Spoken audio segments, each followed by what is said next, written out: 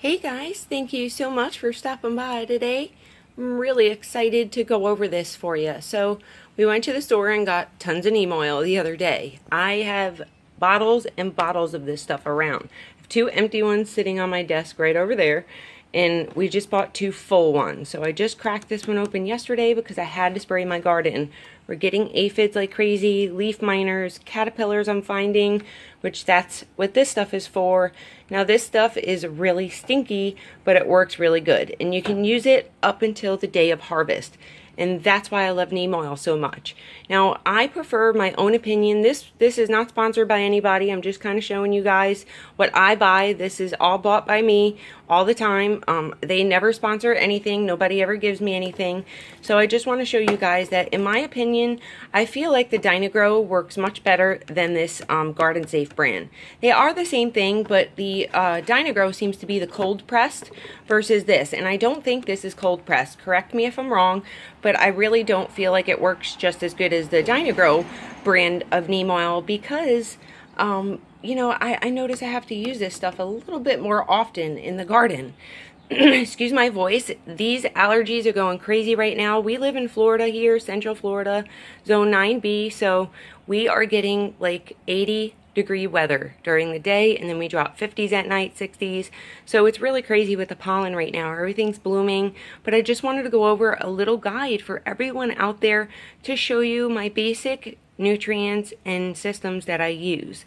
This is a constant thing for my garden. My watering can, my sprayers, you can see I already have solution mixed up in here, which this is my Dyna-gro, the grow stuff. I have grow, Dyna-gro Grow, which is a 795 plant food, and then this, which is Dyna-gro Bloom. It's a 312-6, which I use during the blooming stage for like my tomatoes, my peppers, even my blueberries, my blackberries. But I also use a Miracle-Gro in my garden for like my citronella plant, which is sitting right over there, my snapdragons, stuff like that, my flowers. Now this can be used for veggies too, and I do use it sometimes on vegetables. But this is my go-to stuff. And then I use it in the soil and for foliage. So this is a foliage treatment as well. I use half a teaspoon per gallon of water with my neem oil. So my regular neem oil, I treat once every 7 to 10 days. If you guys are new to neem oil is organic, safe around you, your pets, the environment. You cannot spray it directly on bees or indirect sunlight, but it comes out of a neem tree. So it's made from either the tree or the seeds, I forget. But it's really organic, and you do not have to worry about the stuff being on your food, because people use another type of neem oil, which is in like a dropper bottle that they make for hair, skin. You can put it directly on yourself. So this is why I like to use this. I never use any hard chemicals in my garden on anything, and this really controls the infestations, the fungus, just everything. And keeping your plants healthy with your nutrient systems, your foliage spraying once every couple of weeks, with your Dyna-gro once every 7 to 10 days, and then your regular soil treatment, you know, you're going to be good. Your plants are going to be healthy and they're going to be happy. Now I add some Epsom salt in here too. So I have 1/4 teaspoon of Dyna-gro, 2 tablespoons of this neem oil, regular neem oil, 1/4 teaspoon of my Dawn soap, my dish soap, because it incorporates an oil. This is an oil. I love the smell of neem oil. And then 1 tablespoon of the Epsom salt. And you can, you know, use more, less, whatever you need. Less is more in my eyes. You wait for a response to the plant. Let the plant tell you what to do. So we're going to go over this video and show you our tomatoes, what we've been doing, because this is what I've been using in my tomato plant that we've been growing all winter. Alright guys, so I took a step back so you can see the tomato plants and how they're growing. They're getting really big. We'll go up close and you can see this branch is starting to flop over. Now we grew these tomatoes from seed. Alright, this one's a little younger than the one sitting over there, which you can see the tomato on the bottom is starting to ripen because of how much I defoliated this plant. So the sun can get through to ripen those tomatoes. If you have a lot of foliage blocking your fruit and stuff, it's no good, because then the bees can't find the flowers to pollinate, which is why your flowers are usually a different color than the green foliage. You always have like yellow flowers or, you know, white flowers, stuff like that. So I noticed when I just came out here, I have not done a garden check this morning because it's still really early. Look at this branch. Now I sprayed my garden with the neem oil spray and the Dyna-gro spray plus the Epsom salt. So I want to show you really quick what I have here. Before I go and cut some foliage off, I want to tie my plant up. You really should be tying your plant up. So I'm going to show you this stage. We grew them from seed. These are ready to go out in the garden just like we started them. And then we'll do kind of a start to finish. At this stage, you can see they have a couple of sets of leaves on them. 1, 2, 3, and then it's growing a 4th set. This is when I start to give a little bit of nutrients, the 1/2 teaspoon per gallon of water of my Dyna-gro, and it's really good to go. I mean, they really enjoy that at this stage. You can see how healthy they are. Spraying with the neem oil too, and that Epsom salt in there really helps. So you can see I already had some mixed up in here, which is I sprayed everything last night. Tops and bottoms of the foliage. You want to spray the top, the bottom, soak the stem, soak the soil, and then I definitely treated the soil with some nutrients as well. So I did both foliage feeding, preventative with my neem oil, and the nutrient soil last night. So at this point, this morning, the next step I usually take is tying up my plants to make sure everything's okay, see what's going on, and see what needs to be cut. That's CalMag. We'll go over that. I use that in the garden as well, especially at this stage, because it is calcium and magnesium, which magnesium I'm getting through my Epsom salt. But the calcium in there is really beneficial to the plant, to building up the cell walls, so this does not happen. It stalks up your plant, gives you a bigger stem, fatter stalk, healthier stalk. So this does not happen. Now this is getting so top heavy because this branch kind of fell into it when we had some wind the other day. So we're just going to go ahead, take our little ties here.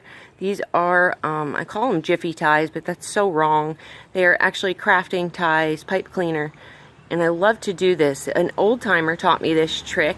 Dano, I call him Dano. He was a good friend of ours. And the reason that I even got started into growing, he's the one that taught me the main things. Your nutrients, got me hooked on the Dyna-gro and the neem oil. I mean, and that was 6-7 years ago, and I miss that guy like crazy because he was really knowledgeable. So we got that branch up. That's going to fix itself. We don't have to worry.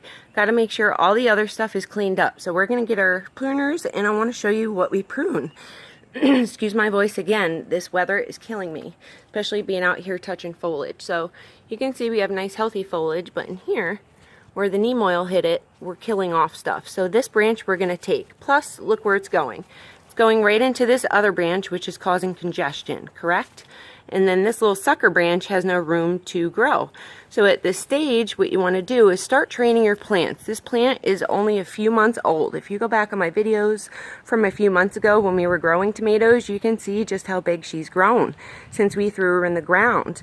And they're stretching a little bit because you can see this is in the shade quite a bit from a tree that's up above. But that's okay because they're still growing. We're still getting tomatoes to produce, and we're going to grab our pruners and start cutting here. So we have tomatoes on this as well. Let me bend down here.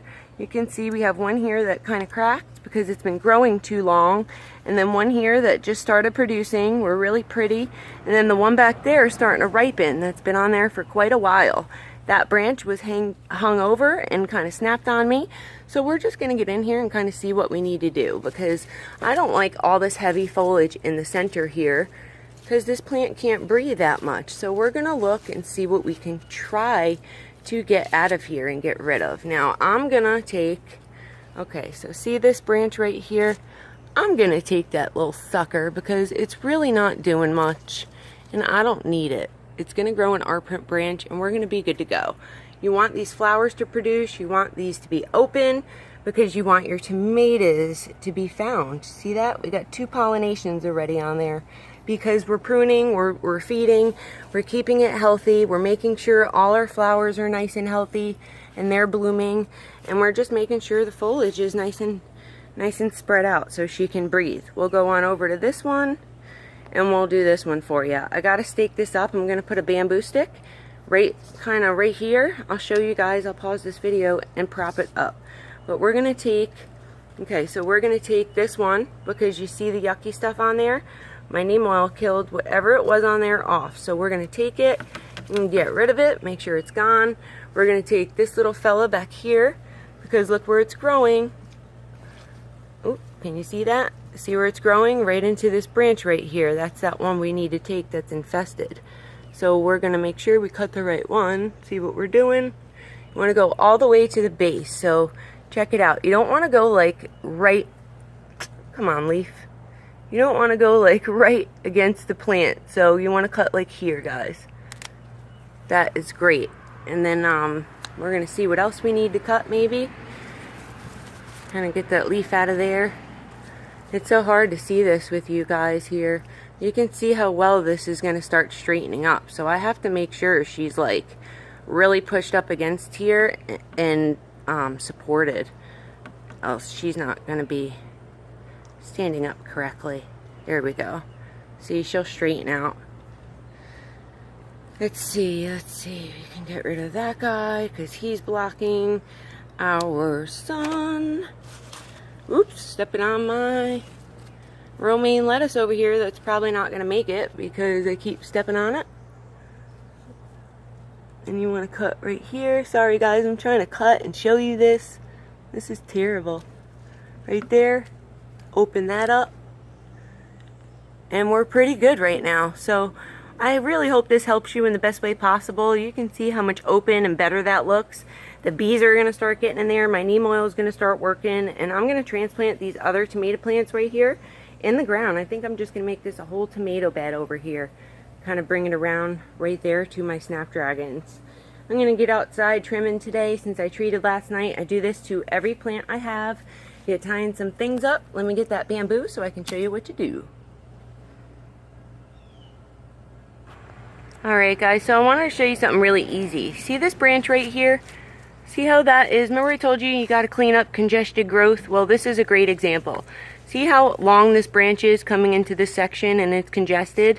Well, look where it's coming from. We have this big sucker branch that I told you I was going to leave on this side to fill this side out because it's not pushing against the fence. I want this side to fill out. So we're going to take this lower branch here. This is your main stalk. This is your branch, your normal leaf branch, foliage. And then this is the sucker branch that goes up and produces into a brand new stalk like this. And that'll produce sucker branches to come. So I'm going to leave that sucker branch, but I'm going to cut this guy because we don't need him and he's just creating a lot of congestion up in here. And we're going to take him out and make it look a lot better. See that? We're going to take this one too because I don't like it and we got a sucker branch and we don't need it. So look at that, see? And we got our bamboo stick right here. Look at that. Look how much better that looks, you guys. Then we put our bamboo stick right here, and we're going to prop it up. Now, I don't feed my plants unless they really tell me they need it. So I usually feed on a regular nutrient system once every 2 weeks. I go out, check my plants, see if they need it, and usually within 2 weeks, they usually need a little something because, you know, I have a rich soil, but they still need nutrients to grow. So we're going to get that staked up with my little ties, my pipe cleaner ties. This way it's in the sun and it'll start to grow. We'll be able to grow our tomatoes, get them ripened, make sure the sun's hitting them because then they won't ripen. You can see how much that ripens since the sun's been getting in there. Thank you so much for watching, guys. If you need any help on feeding or anything I didn't go over, they need full sun. Make sure they get like 8 hours, 9 hours of full sun because then they'll start stretching really bad on you and you don't want lanky tomatoes because then you'll be staking them up like crazy. Hope you enjoyed this video. Give me a thumbs up if you did. And I'll see you next time out in the garden, guys. Thank you so much for watching. Bye-bye.